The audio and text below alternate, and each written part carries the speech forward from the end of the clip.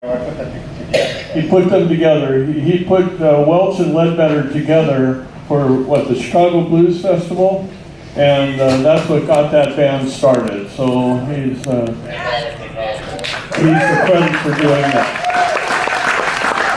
So we're going to see lots of artists today interviewed, and going to play some songs, and I'm going to let Dick kick it off here with Oscar Wilson. Thank you, Barry. How about one more time for Roger, Barry, the stage crew, the rest of the staff. They always make these programs real easy and fun, and they always make it a fabulous week. And of course, this week there's also been a whole lot more healing than usual on the cruise, and I think it's been helpful to a whole lot of people. So a special condolences to Mike Welch and Gina McLean, but also thank them for helping all the rest of us. And as Barry said, if you're still in your cabin watching this on your TV feed, there are still seats going fast. So come on down if you can get yourself together early enough. I also want to shout out to John Tavius Willis sitting here down front. He's playing at 1:45 this afternoon. Go see him while you can. Everybody should see him at least once. He's already been drawing great crowds. He doesn't need to help make it any bigger, but get there early and get a seat. It's well worthwhile. I want to give a plug to the merch table. This is the last day. They close at 3. Almost everybody who we're going to interview and hear music from this morning does have merchandise there. It's the last day, so they do close early, but people will be down from this program will be there signing afterwards. For those of you who have been to these programs in the past, it'll be a pretty familiar format. We'll do a brief interview and give a personal glimpse one at a time. And then each person will do a song with the 4/5 of the Golden State Lone Star Review. So the first one who we will interview is Oscar Wilson, and I'll switch mics and sit down and we'll get started.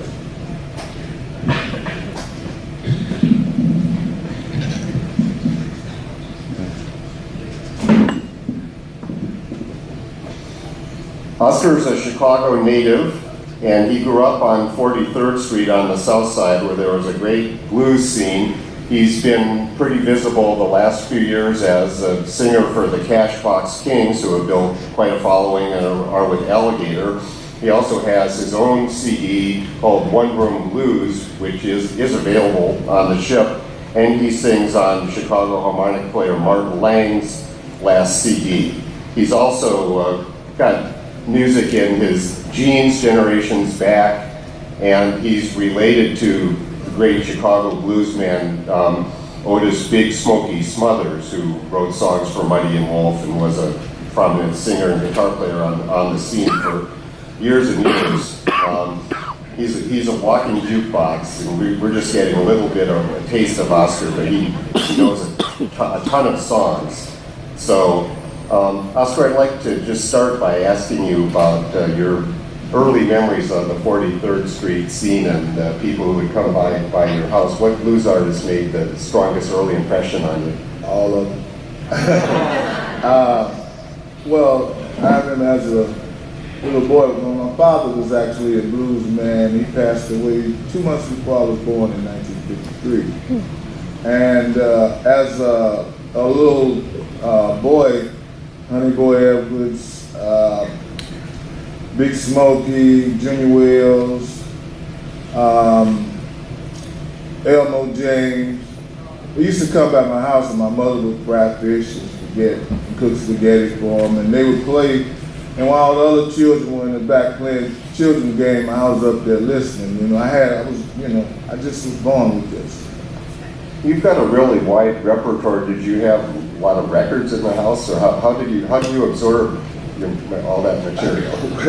Well, it comes from that too, because my favorite blues man being Lightning Hopkins, I guess, because my mother said my father played on his style, and she listened to that a lot. I don't think he had any records, so, and me being the youngest of 9, I went through blues, Motown, Philly soul, staple singers, Clouds of Joy. I went through a little bit all. one of the other things you went through was being a horn player of some distinction. Can you talk about that? Yeah, I had to transfer to a different school because I was going to Simeon vocational, and they were taking my money, and I had to walk from 83rd back to 43rd. You know, Chicago, that was a long walk. So I told my mother, hey, no, you got to transfer me over to Tilden where everybody else is so I can take somebody's money. But when I got there, and I wanted to be in the band, so the only instrument they had left was a baritone, and I didn't care. I just wanted to be in the band, and I got pretty good at it. I made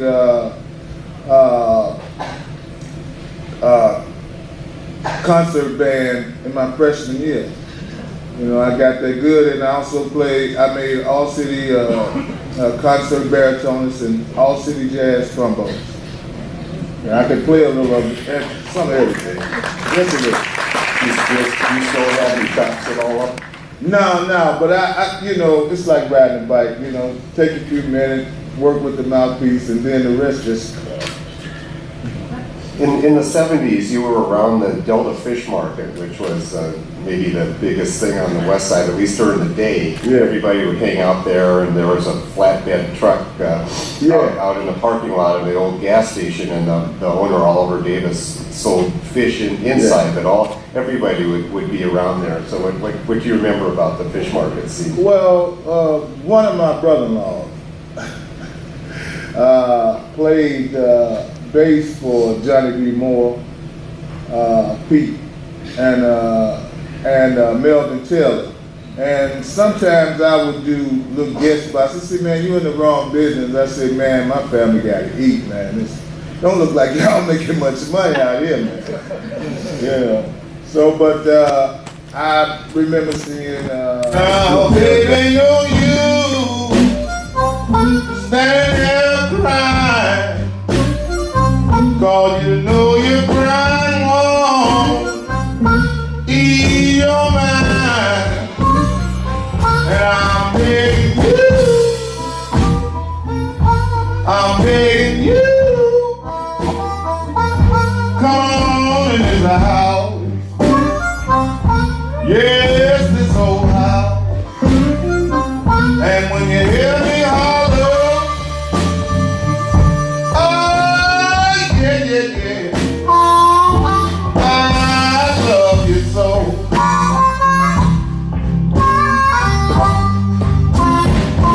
If I had $1 million, I'd give you every dime.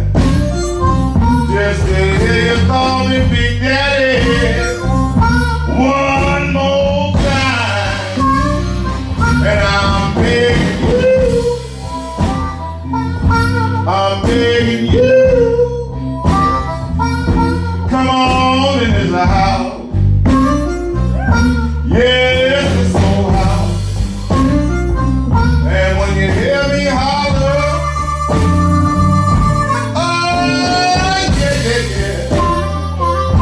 I love you so. All right, play the blues for me. Mr. Mark on.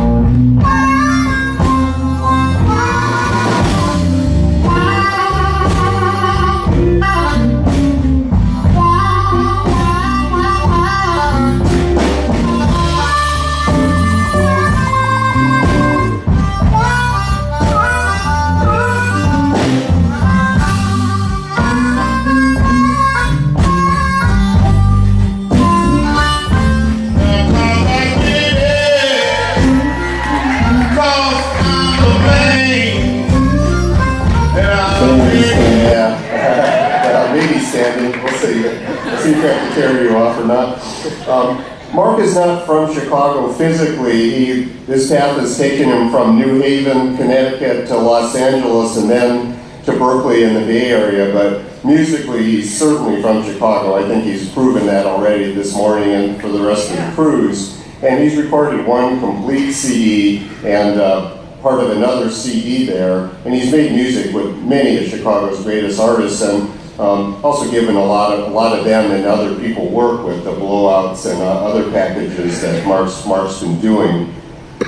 He's Grammy nominee, he's a VMA winner. He's written a wonderful book about life on the road called Big Road Blues that's at the merch table. Play your cards right. I'm Sold out. He'll sign it for you later. Oh, it's sold out. Uh-oh. Well, website Amazon.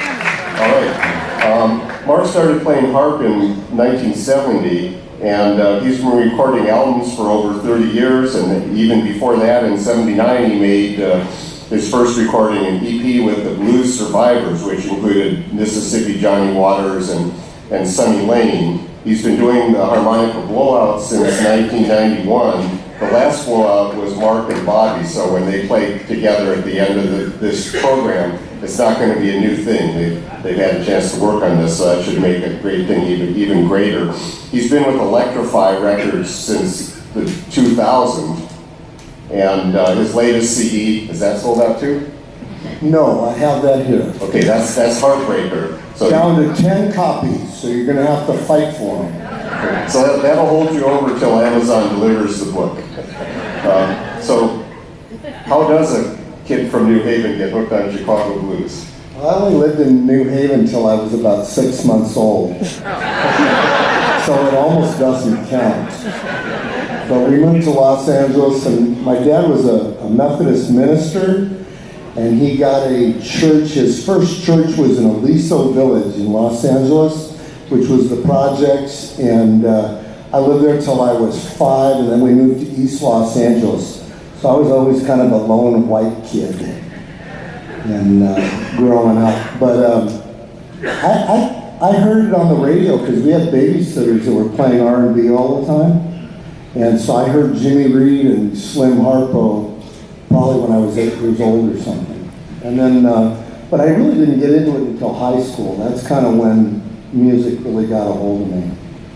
Was it records, or is there somebody you saw live that turned your Well, I saw Buddy and Junior on a big rock bill in 1968. It was like the Mothers of Invention and Country Joe and the Fish and the Byrds, Albert King, Janice and Big Brother, and Buddy and Junior. That was $3. It's true. And they had about this many people at the Rose Bowl in Los Angeles. Yeah, those were the days for ticket prices. You've been through Chicago many times and rubbed shoulders with many of the greats. Tell us one or two of your favorite experiences in Chicago. Well, I went to Chicago about 1973, but I was too scared to go out. So I kind of stayed at my girlfriend's friend's house, and I called Bob Reedy up and I said, what club should I go to? And he gave me about 30 clubs, and it was like I wasn't about to get on the L at 17 and try to find my way around the south and west side. So I didn't really start exploring to Chicago till '89. And we had some time off. I was with the Sue Foley Band at the time, and we went down to, that's where I first met Steve Freund at Blues on Olmsted with Sunnyland Slim. And so Barrel House Chuck actually took me around and showed me all around town, introduced me to everybody. I met Dave Myers back then, and I ended up pretty much right away. I mean, Louis Myers sat in there in 1990, well, the first time we ever played there. Louis Myers sat in, and I got to be good friends with Dave and Dave Myers, who was part of the Aces, which was Bill Walter's original group. And yeah, I mean, these guys they were giants in my mind. So, I got to work with so many Chicago guys before I even went to Chicago, because I brought Eddie Taylor out in 1982 to San Francisco and booked like about 3 weeks worth of gigs with him. And then I brought Billy Boy, Arnold, and Jimmy Rogers out in 1992. So that was after I'd already been to Chicago. But, I mean, I just got to be friends with a lot of people. Like Billy Boyd is, I really consider a really good friend, and then Dave Myers I consider a good friend. Bob Stroger, Willie Big Eye Smith was somebody I really enjoyed hanging around.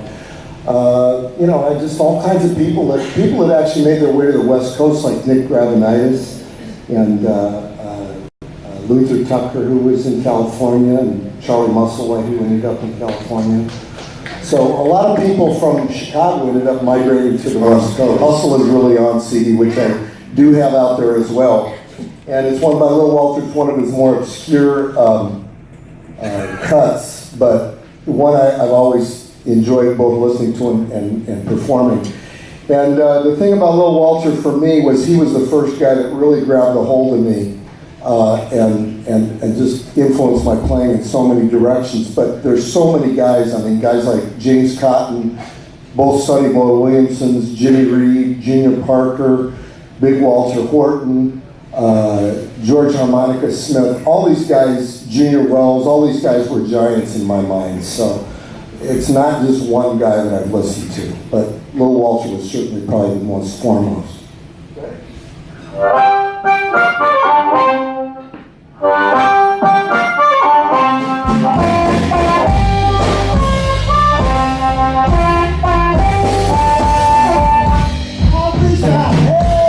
Somebody just to love me all the time.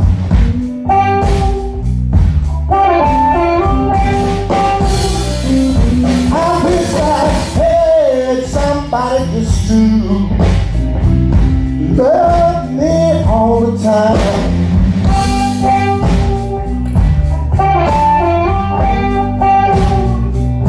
I wouldn't be so worried, baby. I would have a peace of mind.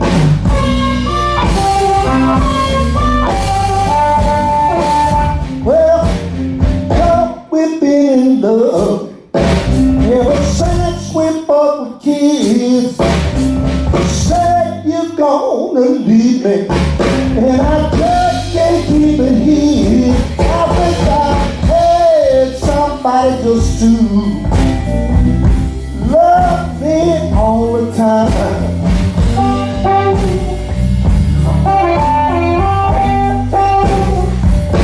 I wouldn't be so worried, baby. I would have a peace of mind.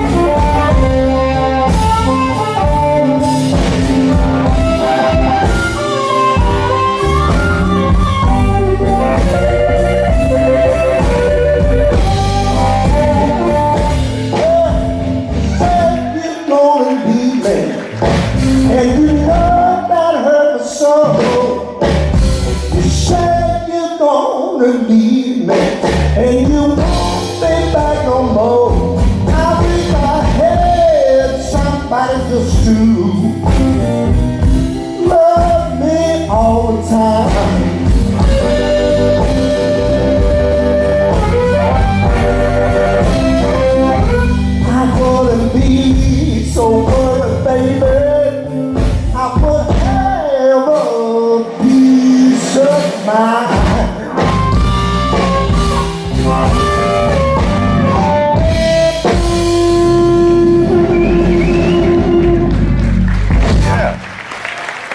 One more time for Mark Hummel and the band.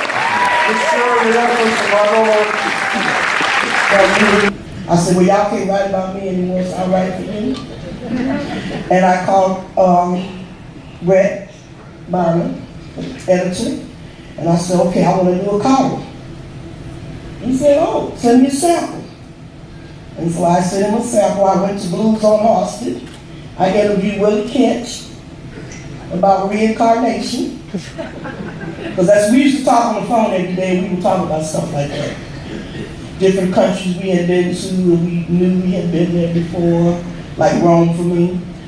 And that was my first interview that I sent in, and 14 years later, I'm still doing it. 87. Including, I know you interviewed Antonius for your column too. Yeah, my baby is. Everybody thinks I'm his mother. Kingfish and Dontavius. I got 2 babies. You just think that your mother's only part of what they're saying about you. Oh my God, what else are they saying about me? I'll never tell. But what we will do is call Little Ed up to join the band for this, and Deitra and the band are going to give us a little taste of muddy water. So once again, Deitra Farr, wonderful lady. Let's let everybody know we love her and the rest of these people back on the show. Thank you so much. It's too early to sing. Little Ed and I went on a 5-week tour once, and I fired his band. Little Ed. Oh, they gotta hook him up. Remember I fired your band? You fired someone. I ain't fired you, I fired your band. I was standing in the background. That was a good tour, all over France. Yeah, we had a ball. Yes. She fired my rhythm player twice. Yes. Yes. Let's do a little muddy waters. Yeah.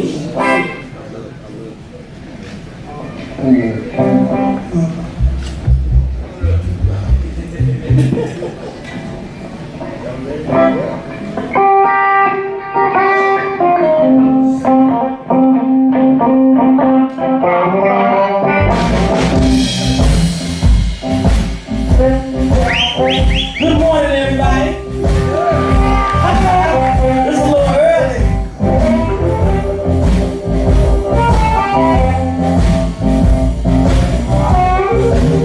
Song made famous by the big great one, y'all.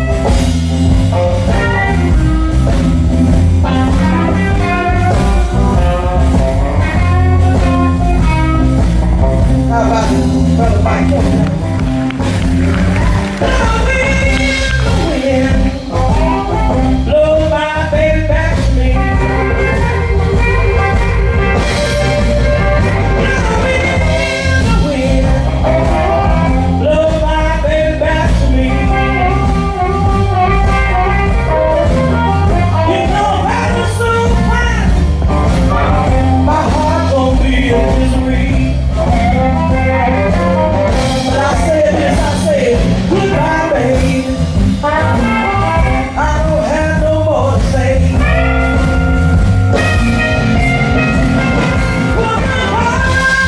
Baby, I don't have no more to say. But I know you don't love me. Oh, only have your way.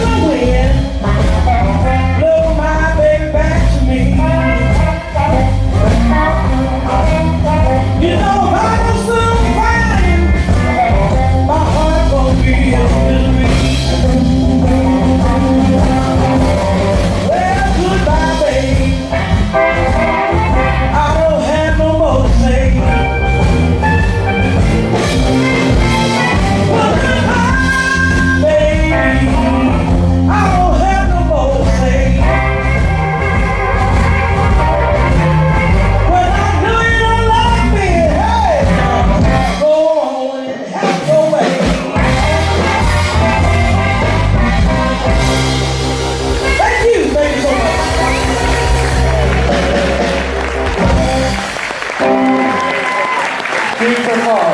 Thank you very much. Please. Well, Ed, let's all make sure he's awake. Yeah, I see all the pheasants. I just hate that I wasn't summer at the time.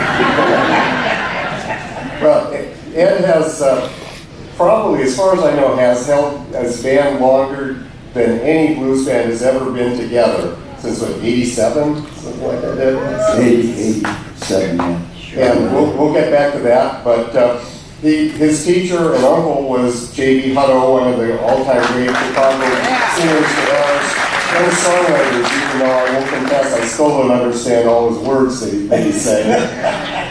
And I'm not alone in Well, that. see, you don't know how to do that. I'm on one kid. And Diagnose that stuff.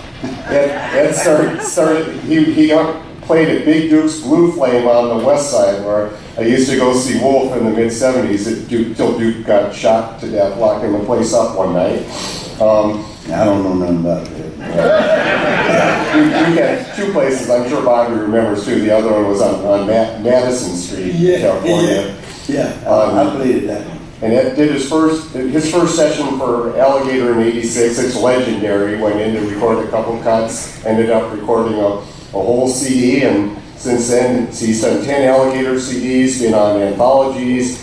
He was part of that Delmark's 60th anniversary tribute CD last year. I thought he did the best track on the project, and we love it all over the world. So my first question for you is about JB. What was his impact on you, and what were some of the main things he taught you?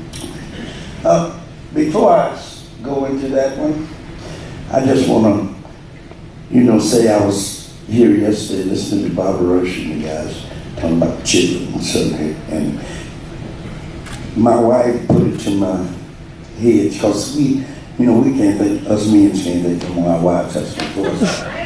Anyway, I was talking about it, and I was so fascinated about what the guys were talking about, and she put this to my thought. And what I want to do is I want to thank Bobby Rush Let's give him a nice round of applause. And all the other guys, you know, you guys are talking about carrying the pistols and all that stuff. You guys made a better way for us. So let's give them another nice round of applause. You don't have to carry pistols, which is good. Yeah, that was a wonderful program.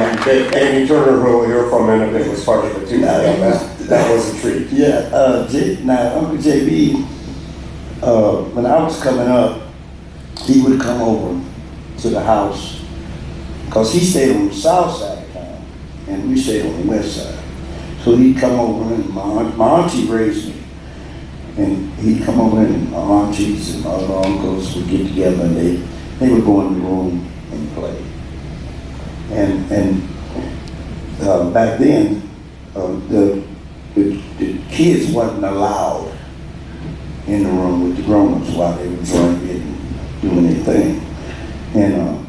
And that was all right, because we was always sneaking peeking in, trying to see everything we see.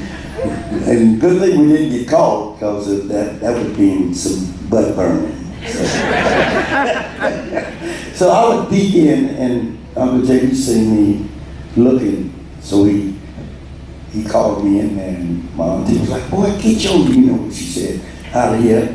And he said, "Oh, let him come on in." And he asked me, was I interested in trying to learn how to play the music? And I said, yeah, I was interested. And he started to showing me just rhythm.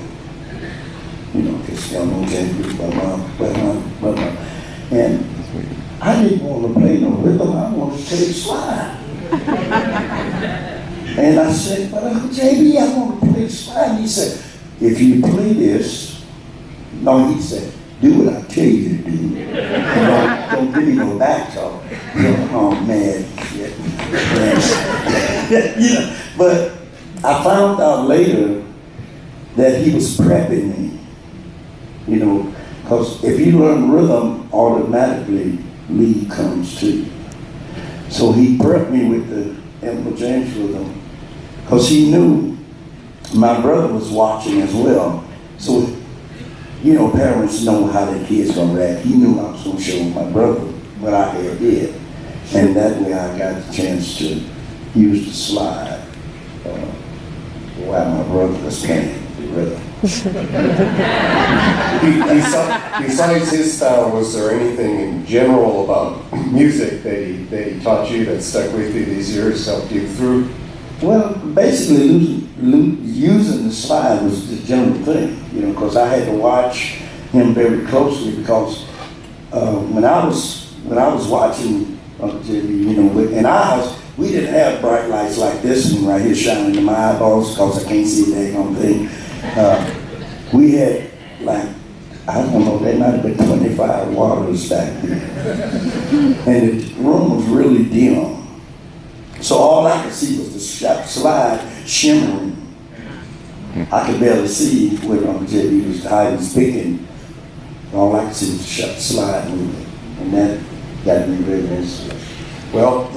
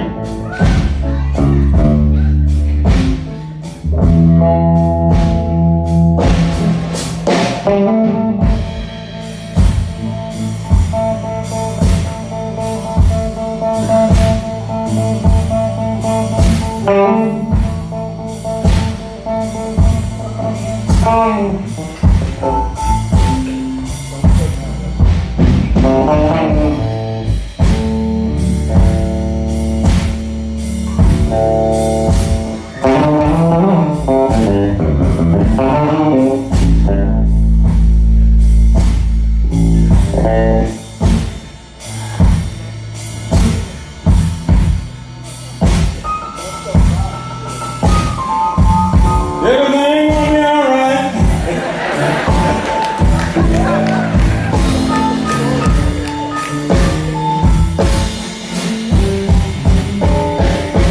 Well, I know my tears are wasted. I know I'm crying vain. I got another love. Man, I ain't saying. Baby, please.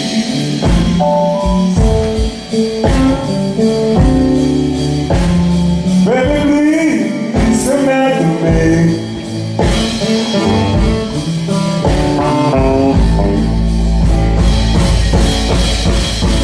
Well, I am a prisoner. I need your love to set me free. And I'll play just a little bit more for you, all right?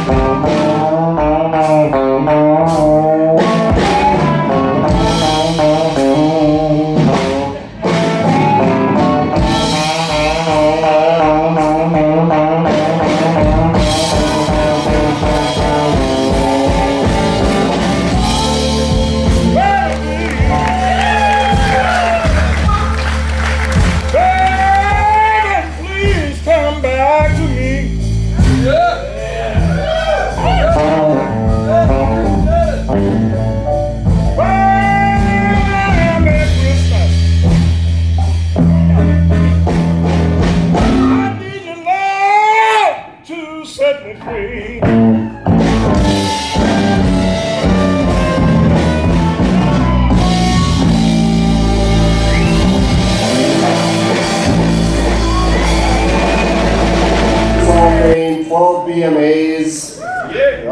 He's played it for 2 presidents at the White House, played at the Great Wall of China, countless hits, king of what's left of the Chitlin Circuit, highlight of the program yesterday. Let's welcome the great and one-of-a-kind Mr. Bobby Rush. I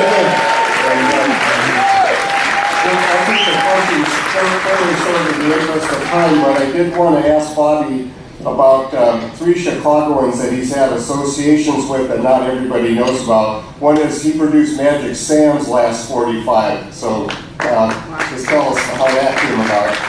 Came about because Sam was my friend for many, many years, and something that I've been told about Sam. Sam was on Hideaway, at the club called Hideaway. Billy probably didn't know, his brother didn't know that. So I went to Sonny Thompson and did to record the record, because Magic Sam was doing it as a theme song, which I didn't write it, Sam didn't write it, nobody wrote it, but Freddie King was doing it better than Sam, so he got the credit for it. But Sam really started with Hideaway. Yeah, and Sam did have a record called record. Do the Camel Walk. Oh, yeah. That's sort of, that's got That's right, some of the Right. reasons in it. a different camel walk. Bobby had a camel walk too. but- And James Brown did it too. Right. And another one that Bobby helped with records, Luther Allison played on Bobby's first 45, and That's then Bobby produced an album by Luther around 1970. It came out much later in Germany at the time. It was just in a white cover. Luther would sell it at gigs. So talk about how that happened. Well, Luke, I was the first man he went on the bandstand when we were like 16, 17 years old. That was my band. And Freddie King was playing with me before he had his band. So was Elmo James. You know, that was my Bobby Rush and 4 guys. Moose John, Elmo James, Freddie King. That was the Bobby Rush band. How did you come to produce the record with Luther? Because I wanted to take him to Motown, and Motown didn't want to take him on his own, so I had some relationship with Barry Gordon, and I wanted to do some things at the blues, but he didn't really want me to blues because he was in R&B kind of stuff, and so I think Luther was a great guy, was a great player, and I wanted to introduce him to Barry Gordon with the blues. They took him in, but they didn't push it because the temptation was in the way. Marvin Gaye and all the guys, you know. But a little something about me, so I can talk about some of the Chicago guys because I went to Chicago in 1951. I left Louisiana myself and Little Water in 1947. Went to Chicago in 1951, by the way of Memphis, Tennessee in 49. And Howard Wolf and all the guys like that who was still in the South. Muddy Water was in. So let me kind of update you. So in 1951, Little Walter was there, Muddy Water was there, Johnny Hooker was there, Smoker Hall was there, Bo Diddley was there, Jimmy Reed was there, but he wasn't recording at Chess. So I got a lot of roots of all the guys. I believe now I'm the oldest black blues singer at this category out of there. Maybe Buddy Guy would come next. He didn't come in 1957. James came in 1957. I'm the one that picked you up in a cab and brought you right there who were waiting for Chess Rock.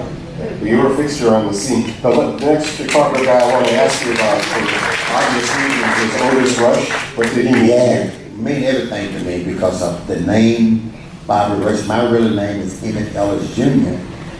But I already had the name of Bobby Rush, and everybody related to him being my brother. Although we about the same age, but no relation, but we're good friends. And he just playing at Castle Rock. I was playing at Walden's Corner. So we always counted each other as brothers, and we were just the best of friends. And I just looked up to him because he played that left-hand minor, and I was a left-hand harp player. Nobody never know that. I'm a right-hand person, but I'm about the only one in the business who played a harp upside down. And then finally, this was going to be a question, but in the interest of time, I'm just going to make it a comment and then let Bobby play a tune. I got a kick. A couple of years ago, I was over in Porretta, Italy with Bobby and watched him rehearse the band there. And he told the band, my music is build-ups, breakdowns, and turnarounds. that was a good summary. Well, if you don't know how to build up, you sure know how to break down. If you don't know up, you ain't got nowhere to come but down. So build up, break down, those are the main things, you know.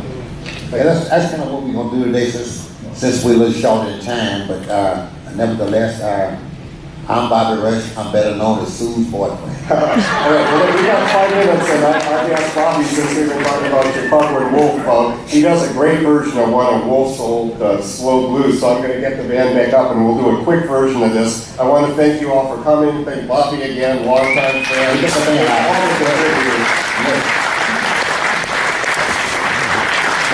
I believe if I do this song, this may be the first or second time I ever did another man's song. Because I have 377 records of my own. You do it well. We're friends. Well, the bass not out there, don't worry about it. We cool if it don't work. Okay. Then we'll solve this problem. you talking about? Oh, we all right? We cool?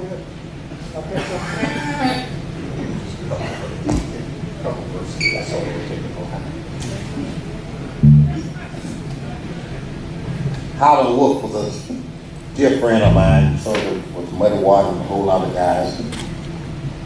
I introduced Howlin' Wolf to Lily, that's his wife. Lily was working in a place on Madison Street in a restaurant. So he said, ooh, that good. I said, that's my friend Lily. I introduced him. So he told me after they got married, me and Bobby Rush, you don't want to mess me up. But I got to tell you very short this story. Elmo James and myself, the Wolf, was done an audition for the Rabbit Foot in 1949. And they had did an audition. And the maid said, I like you guys. But when they walked away, the two white guys said, man, did you hear that? That's bad. I don't like that. But this poor guy was good. So I'm sitting in the corner with my little guitar. So he asked me, he said, boy, what you doing here? I said, I'm here, they doing an audition. What you do? I said, a lot of things. He said, I was afraid to tell him I play a guitar. He just turned Elmo James down and worked down with the guitar playing. He said, what you do? I said, everything and anything, a lot of things. He said, show me something you do. I said, he said, you hide. True story. They hired me, and I hired Elmo James and Howlin' Wolf. Because I had the job. The little song I liked about it went something like this.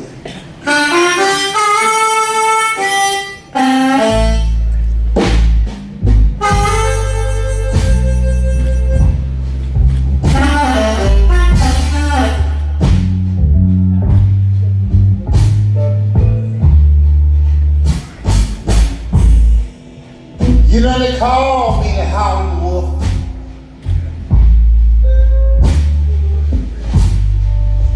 Cause I've been howling around your door. Come on, baby. Yeah. You know they call me the Howlin' Wolf. Yeah.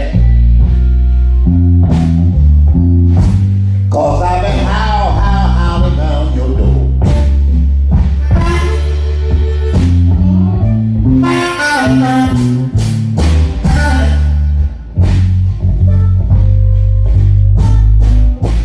Give me what I want, little girl.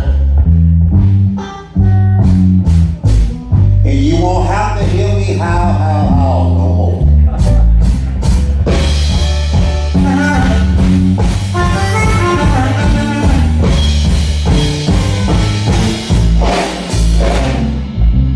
Sometimes I get to howling. I dig a hole down in the ground.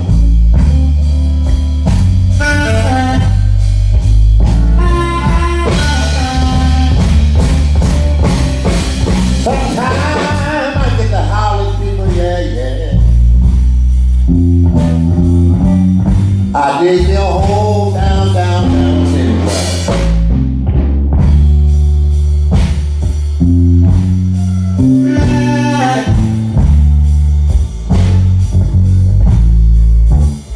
You know when I got to howl real good, then I don't want nobody else around. Now here's a little part I got to put moderation just now.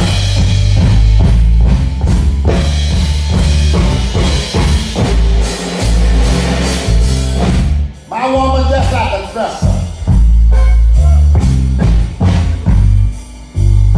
Somebody always rambling in a drawer. That's my fault. Sorry about that. You know my woman, she's just like a dresser.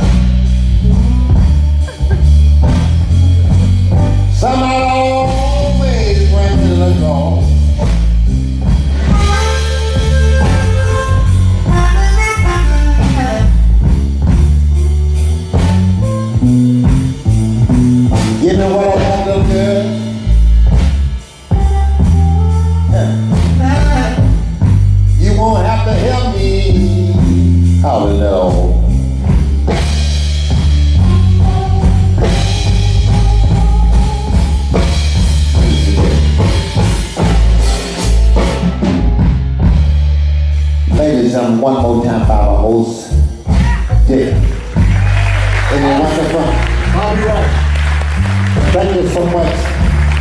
We have plenty of CDs left. Y'all go back by one of our CDs and other guys around and see me tonight at 10:30. Then you see the rest of the Bobby Ray. Give everybody a hand. Give everybody a hand. My friend Billy kind of went on. He may be gone, but all the guys was great. Thank y'all so much. Y'all been loving. We're gonna break it now, folks. Okay, cut it off right there. I wanna say something. Tonight is my last show that I'm doing here, but I want to let you know something that at 86 years old, my birthday, I've been up and down, but this is the nicest group of people that I've ever in my life.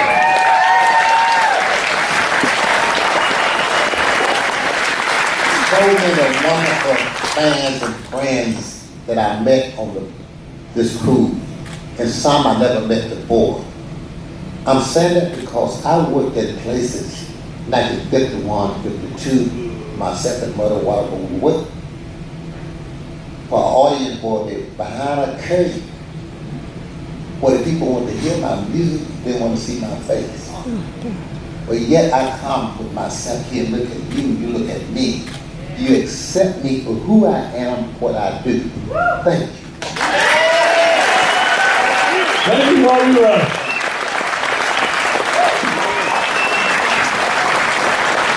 And thank you for Richard Shurman putting us all together. Give them a big hand. All the artists that participated. Take a look at your schedule. Bobby's playing tonight. Mark Hummel's playing tonight also. We've got a turnaround here. If somebody want to hang out with.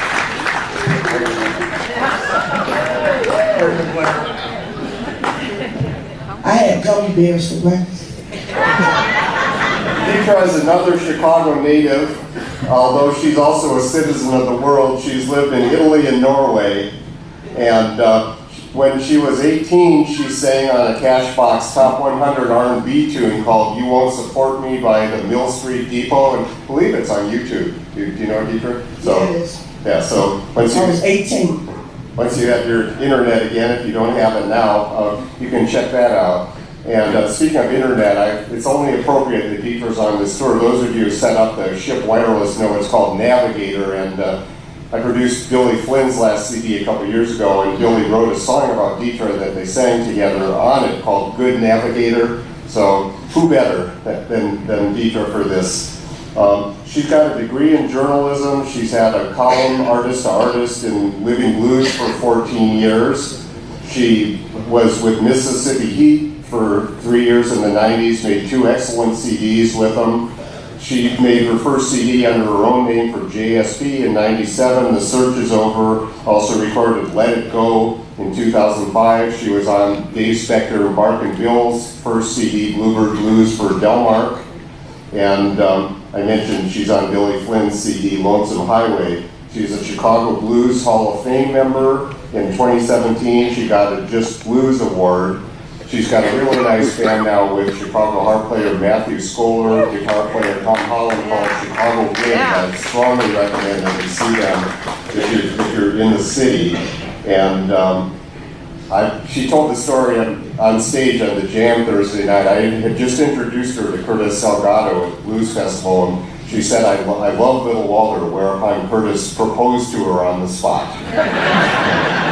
And He doesn't remember. now he does. We remember. Oh yeah. And so let's welcome the sassiest woman on this ship, but we wouldn't have it any other way. Deitra Farr. Thank you. So, we started out with R&B. What turned you toward blues? Phil Guy. How did that happen? Well, I mean, blues is the first music I heard. My dad only played blues in the house. But my era is soul music, Motown stacks. Why do I sound so, it's early, isn't it? I was working at the University of Chicago, and Phil Guy came in with his band to entertain the students. And a student came to my desk and dared me to go up and sing with the band. And you know me, Dick. So I told somebody, watch my desk. And I went up And I sang with Phil, and he invited me to come out. He said, girl, you gotta come out to my gigs. So he invited, nobody knew I was already a singer. They thought I was a desk clerk. But Phil invited me to come to Teresa's, Checkerboard, and all those clubs. And the rest is history. Who else had a big role in schooling you as far as blues? Schooling me? Yep. Everybody. I mean, Phil is the one that kicked that door open, because maybe I wouldn't have become a blues singer if it wasn't for that dinner. So, Wonderful. I listen to everybody.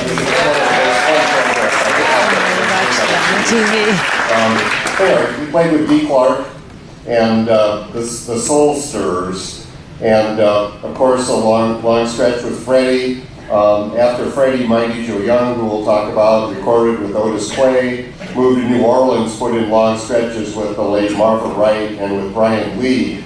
Since 2014, he's had 4 CDs out, including a new one with Cash McCall, longtime Chicago blues and soul man.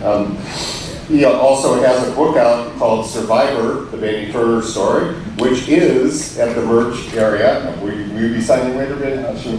All right, so please pick one up. It's very well done with Bill Dahl, well-known blues writer and scholar, helped Benny with that book. So I want to ask you first, Freddie loved Wolf, and you talked about him in the book, and Deitra mentioned James Wheeler, the guitar player of Mississippi Heat. He told me once that he came up from Georgia to visit his brother, who was a harmonica player in Chicago, and his brother took him to see Wolf, and Freddie was playing with Wolf that night, and that was when he knew what he wanted to do with his life. Yes. So, what memories do you have of Wolf and Freddie together? Eating pork chops. Who said pork chops? Probably many. And, no, actually, sitting in on rehearsal for Spoonful. You know, and that was great. You know, and Willie Dixon playing the bass right behind me. You know, Freddie came here. He would over there and Wolf across from him, and they hit that song 1, 2, 3. Could it be blues? I said, no, I'm going to play blues. This is what I want to do. Yeah, so speaking of Wolf and eating, and Eddie Taylor's stepson Larry's book, he mentions Eddie Taylor having Wolf over for dinner, and Wolf took out a $5 bill from his wallet and said, I'm going to eat extra, sir. What do you think was the greatness of Freddie? The way he adapted to Chicago music, and he developed his own style, because we didn't have role models in East Texas, you know, so we had to, had to learn on our own. And I watched him, as he, did the transition between the old Texas style into, his recipe style, and he made his mark. Yeah, and you're right, he was a great fusion of the Texas and Chicago guys. I know Jimmy Rogers and Eddie Taylor taught him the thumb and finger pick thing. That's right, yes. Of course, he had the Texas thing too. Mighty Joe, I thought Mighty Joe Young was maybe the nicest Chicago blues person ever, and I know he was pivotal to you at a tough time. Can you talk about Joe and what he did for him? And Joe is like the coolest guy, I've been lucky, all the people I work with is great. Mighty Joe is one. And I credit Mighty Joe for actually saving my life, actually. When my brother passed away, I went into a depression, lost weight, and Joe found out that I was suffering from my brother's death. And he called me and he said, man, you ain't got no business sitting around. He said, you're too good of a musician to be sitting around, man, come on. And so he talked to me, finally he said, come on, play a gig with me. I said, Joe, I don't want to play, And so he kept bugging me. Joe had a way of getting to you, And I said, okay, I'll play one gig with you. So we went to Billy Mulligan's. Yeah. We went to Billy Mulligan's. Yeah. And we played, and after the first set, I was so weak I couldn't get off the stage, so I laid down on the stage, you know. But when I got back, my family was standing in the window, you know, giving me a hand for, you know, for making that night, you know. But little by little, Joe brought me back. Let's give Joe a hand, you know. I really appreciate the guy. And you remember those things? When after he got, you know, sick, you know,